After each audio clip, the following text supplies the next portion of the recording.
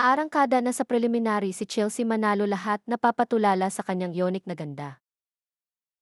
Marami na nga ang hindi na makapaghintay sa gaganaping Miss Universe 2024 sa bansang Mexico, at kaakibat dun ay ang pagka-excited nga ng mga Pilipino na makita sa entablado si Chelsea Manalo na siyang magre-represent ng bansang Pilipinas na nalalapit na Miss Universe, at talagang marami na din ang nag-expect sa kanyang magiging performance dito. Samantala na isaad naman ni Chelsea Manalo na handang nahanda na nga siya, lalo na sa nalalapit na preliminary competition ay talagang gagawin niya ang lahat ng kanyang makakaya para mapabilang sa magiging top 20, top 10 o hanggang sa top 3 na. Doon na malalaman sa araw nga ng pageant, sabik naman siya na makilala ang mga magiging judges nga ng Miss Universe. Kahit aminado siyang kinakabahan pa din at hindi naman nga daw mawawala iyon sa lahat ng mga candidates, ay patutunayan niya sa lahat. Nakakayanin nga niya ito at ibibigay niya lahat ng kanyang best sa araw nga ng pageant.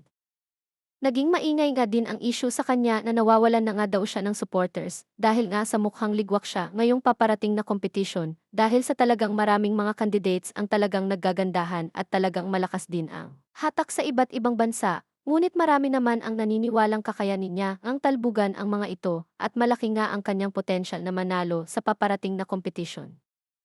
Hindi naman nagpapaapekto sa ganitong mga issue si Chelsea ngayon, at saad nga niya ay mas nagfo-focus nga siya sa kanyang self-improvement na as in everyday ay talagang todo ang rehearsals at self-discipline para maging mas maganda nga siyang tingnan. Sa paparating na Miss Universe competition, hangad ng marami ang kanyang tagumpay at sana nga daw ay maiuwi niya sa uli sa Pilipinas ang korona ng Miss Universe 2024, hoping ang praying talaga ang kanyang mga taga-suporta para sa kanyang victory.